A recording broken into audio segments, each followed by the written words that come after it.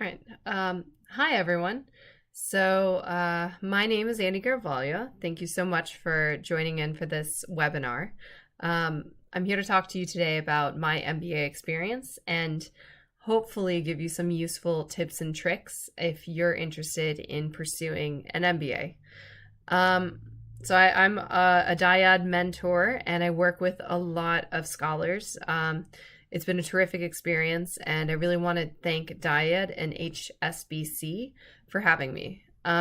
Also, quick disclaimer, I am a bit of a webinar newbie, so if you're having trouble with the video or with the audio, or if something's clunky, then I really do apologize, but it's my first shot. So anyways, enough about me. Andy Garvalia again, and here to take you through some thoughts about the MBA.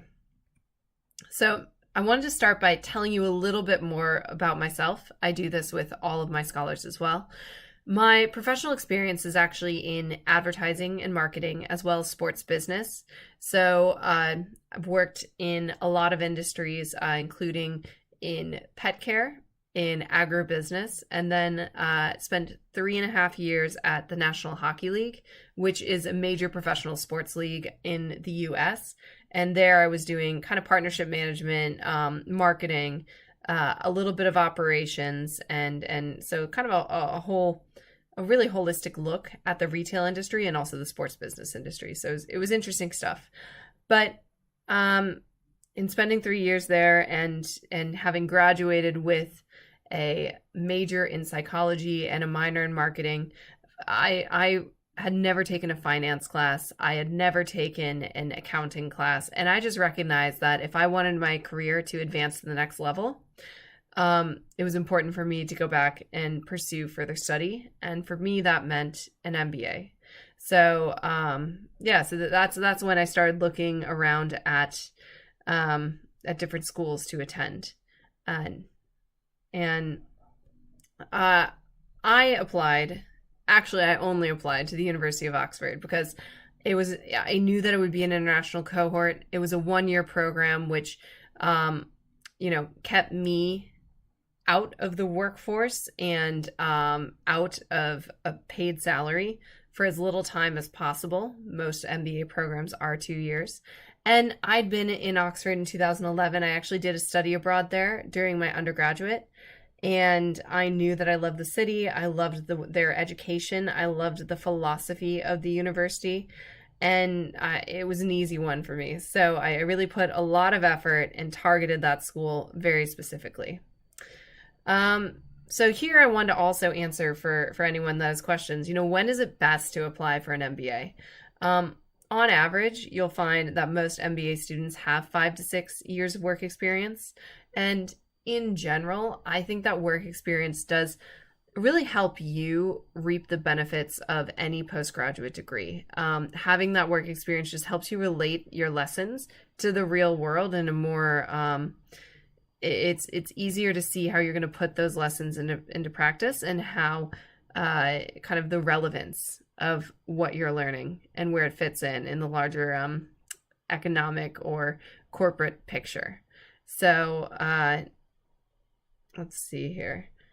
And then, I think I also wanted to also say to all of you out there that my decision was fairly easy and I knew exactly what I wanted to do. But I talked to a lot of scholars who are having a really hard time, and that's fair. It is not easy to figure out which program is right for you, to figure out what parameters really are the largest priority for you. So, between school reputation, cost, your career goals, a program specialization, its location. I put a little stat here at the bottom of the slide. There are 250 plus business schools and 30,000 student members of the Association of MBAs. And the Association of MBAs really represents like the top, I think, 2% or so of business schools. So 250 only represents the top 2%. And That's a lot. That's a lot of data to go through. That's a lot of institutions to consider. Um, and it's fair that it might feel a little bit intimidating and a little daunting. So if any of you out there are feeling that, it makes sense. And it's a big decision. I think you can take some comfort in the fact that there are a lot of good business schools out there, and also recognize that with 30,000 alumni who have MBAs, there's also a lot of competition who are looking to get enrolled at these competitive universities. So, it's really about figuring out what's most important to you. I wanted to share with you what was important to me when I was making this decision. I know that from speaking with a lot of my scholars that I work with, brand of the school in terms of its reputation, and also the prestige that brand carries. Those are two important considerations. But you might have other elements that you want to consider. So, if you were thinking about the MBA, then as we mentioned, you're definitely not alone. There's a lot of other people that are looking into this. And that means that there's a lot of competition out there. But it also means that on the other side, after you've graduated with your MBA, there will be a lot of employers who understand and appreciate the value of an MBA, and a lot of alumni who have been through the process of looking for jobs. So it's not totally a bad thing that there are a lot of MBAs out there. And let's see. So here, I wanted to give you some examples of, what might be some schools that fit for you if you're prioritizing these different things. So let's start with school reputation. Everyone knows Harvard. It has a massively valuable brand name. And it has a reach and a prestige that transcends oceans and continents. So Harvard's kind of it's a no-brainer to put into this category. But cost is also a major consideration when you're looking at an MBA or any postgraduate degree. It's an expensive venture, and it's not, and that's not an element to be taken lightly. A lot of people have to take out student loans to finance these. So here I put the University of Florida, Howe, is actually ranked #1 value MBA by the Financial Times. So it's a really well-respected program, but it's also not going to cost as much as a lot of these programs do. So it's one to consider, but it might not be top of mind unless cost is really, really important to you. Thirdly, career goals. So Wharton is obviously an amazing business school, but they have a particular strength and reputation for churning out financial professionals. So we're talking investment bankers, we're talking venture capitalists, et cetera, et cetera, et cetera. So, maybe Wharton might be the one target school for you, alongside some safety schools I'd recommend.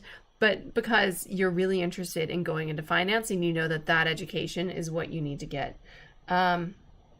There might even be some other things to think about is that certain business schools might have an alliance or really great contacts with a certain company. And it might not be the Whartons of the world. It might be another university out there that has a great relationship or a strong alumni network within a company that you really want to work at. So that might be something else to look into and consider if career goals are ultimately kind of your main driver in going to the MBA. The next one, specialization. So specialization refers less to like the career that you're going to get. It relates to it, but it actually speaks more to your experience while at the business school. So I put my university here, University of Oxford, Saïd Business School. And the reason why I chose Oxford is because it has a strong reputation in social impact.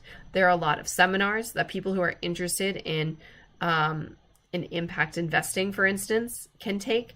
There's several forums throughout the year where guest speakers are brought in, and there's a lot of professors who are doing research in this field. So they really carved out a niche in social impact, and it's another parameter to consider if there is a certain industry that you're really interested in getting to know, or if there are experiences you want to have whether it be workshops, conferences, et cetera, while you're in business school. There are certain business schools that are just going to be stronger at certain sectors than others. So that was my recommendation, or that was my example there. And then finally, another one that sometimes doesn't seem important, but actually is really important: location. A lot of people want to study in a place that is comfortable, dynamic, has access to potential employers. And so for that reason, Columbia might be, absolutely the right fit, because you're in New York City. You're at the world headquarters for leading organizations. Or maybe you want to be near Silicon Valley, so you look at California schools. There's a lot of different ways to play this. And hopefully you can see from this slide, there's different ways of thinking about the MBA and thinking about what's important to you. And what's important to you is not going to be important to everyone else. So it's essential that you take the time to figure out what it is that you really like about the school, because that's definitely a question the admissions committee is going to have for you. Finally, so in thinking about these decisions and in helping to create your ranking, use MBA lists such as the Financial Times, Forbes, The Economist, MBA.com, and the Aspen Institute. All of these different institutes rank MBAs annually. They rank them by continent, they rank them by, specialization, et cetera, et cetera. So take a look at those. Those are there to inform you, the consumer, as to the quality of the brand and the quality of the program that you're going to be investing in. So I definitely encourage you to check those out. Okay, so now we've thought a little bit about how to choose which business school you wanna go for. Now let's talk about, my recommended process for getting in. And my big disclaimer here, my big disclaimer on all of this is that, what we do at Dyad is we give advice, and I'm giving you what worked for me. I'm telling you some tips and tricks that I know have been helpful for other scholars. But this, applying to a business school or applying to any postgraduate degree, is not a black and white process. There's not one surefire, easy way to ensure that you're going to get into your dream school. So, if something that I'm saying doesn't feel right to you, that's okay. It might be because it's not the right process for you, but I'm still giving you what I think might be a best practice or an approach that at least you can start with. So when I was applying to my MBA program, I really chunked out the different phases of the application and said, okay, 6 months out, what do I want to have done? 3 months out from the deadline, what do I want to have done? And 2 months out, what I want to have done. And you can think of this as a prioritization list. So 6 months out, make sure you have the GMAT score that you want to have. You do not want to still be taking GMAT tests or sitting for these exams with the application deadline a week away. No one wants to do that. It's horrible. So get the GMAT done first. Make sure that you can really, and it's a challenging test, but it's absolutely passable as long as you give yourself the time and the space to concentrate on it. So start with that, get the score you want. It's good for 5 years. Take it now if you feel like you're ready to take it now. Okay, so that's first. Secondly, we're going to turn our attention to the essays. So this is all about coming up with something that will help you stand out from the crowd, make you tell your unique, authentic story. More often than not, you're going to do this in a personal statement, and we'll talk about the personal statement a lot more in the next slide, because it is, I think, one of the most critical elements that you're going to contribute and you're going to work on for your application. But you want to start those out 3 months in advance. You want to get a lot of feedback. You want to sit and think about them a lot. You want to have drafts written. You want to, create new drafts. You want to mess with them. Give yourself a lot of time to think about that, to think about the essays. And then, once you kind of have your personal statement, we'll talk about this more, you've sort of constructed your narrative. That's the appropriate time to go out and ask for recommendation letters. I say do that about 2 months out. You want to give people a lot of time to write them. It's not the nicest thing to ask your recommenders to draft something in a week. It's just not nice. So give them 2 months. They might not need the 2 months, but they'll appreciate the time no matter what. And they'll probably write you a better letter of recommendation because they'll have the time to put some thought into it and talk to you about what you want them to say and what stories that you'd like them to share. So so that's the next phase. And stage 4, which I've got a big star on, is the decisions, because you're going to get into some schools and you're going to have to go back to your prioritization list and see, okay, which school is the best match for me based on what I want to get out of the MBA. And I hope that you have a lot. I'm sure you will if you work with Dyad, right? So finally, I want to talk about personal statement tips. As I mentioned or alluded to earlier, I really think that this is the most critical piece of the MBA application. And I call it the linchpin. Linchpin being like the foundational stone, right? That you're going to be contributing. So in thinking about the personal statement, I think it's essential to write something that feels authentic, that feels honest. Don't try and pretend to be someone you're not in the personal statement, because the admissions committee is getting letters of recommendation. They're going to interview you. They're going to see right through it if your narrative doesn't feel honest and doesn't hold water, okay? So start with a personal statement by thinking about what brings you energy and pride. Make it personal. I gave you guys a little snippet of my personal statement. I was a soccer goalie, and it's really shaped the way that I am as a student and I am as a worker. And so I wrote my MBA essay about that. Don't. I gave you an example down below my personal statement. Don't write your personal statement on a template. That looks bad. It's boring to read. Think about these admissions committees. They've got to read, well, there's 30,000 alumni, so there's probably, several thousand applications that they're reading on any given year. And you don't want to bore them. You want to stand out. And sometimes that sounds more intimidating than it can be. Talking to someone and helping them help you figure out your narrative can really, really, really be a benefit in this process. So make it honest. And then once you get that honest and really authentic personal statement that shows the things that make you tick and drive you and that you're proud of, then that's going to inform, and I'm switching to the next slide here, the rest of your application. So here's where we're going to talk about the portfolio approach. So you shouldn't think about your MBA application as a bunch of, unique items that you have to submit, like a checklist. That's not what an MBA application is. An MBA application is a portfolio of you. So my application was answering the question, who is Andy Garavaglia, and why is this person, after looking at recommendation letters, after looking at my personal statement, after looking at my test scores, my transcripts, all that fun stuff, why is this person valuable to the University of Oxford? And that's really the question you're answering.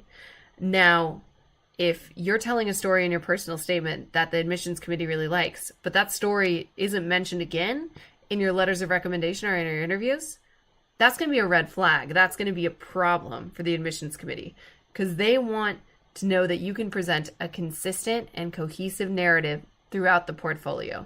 You don't want it to be redundant. You don't want to be copying and pasting your stories into each piece and part of the application. But, if you say that you are extremely interested in infrastructure or extremely interested in oil and gas, and that you've been a dynamic project manager, but your letters of recommendation don't mention any project management expertise, or don't even come from people who are in these industries that you say you're interested in, you can see that's not a consistent and it's not a cohesive message. So with a lot of my students, I work with them to make sure they are presenting something that feels cohesive and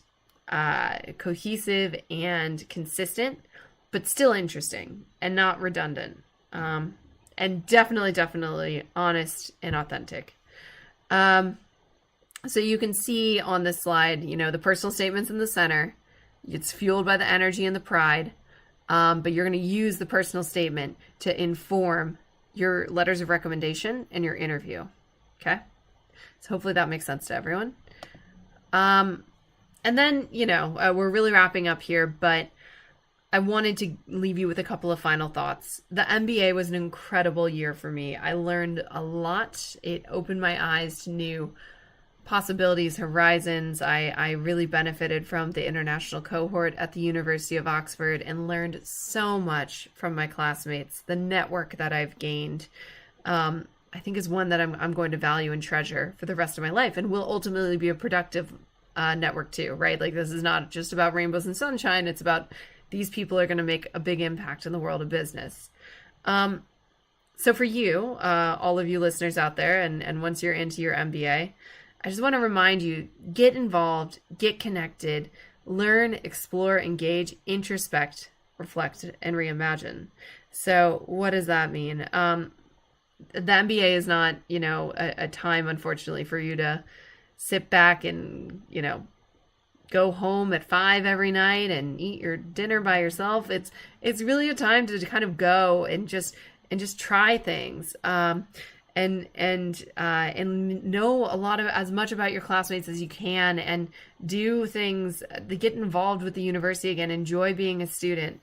And some of those should be out of your comfort zone. That's why I say learn, explore, engage. If you just stick to the things that are easy, then you could have been doing that in an office.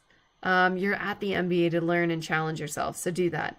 Finally, and this I think is what a lot of people forget, the MBA is also this really special time where you're taking some time away from the office and you're figuring out, maybe you want to pivot, maybe you want to further your career, in the same trajectory where it was headed before the MBA. But take some time to think about that. Make space for yourself.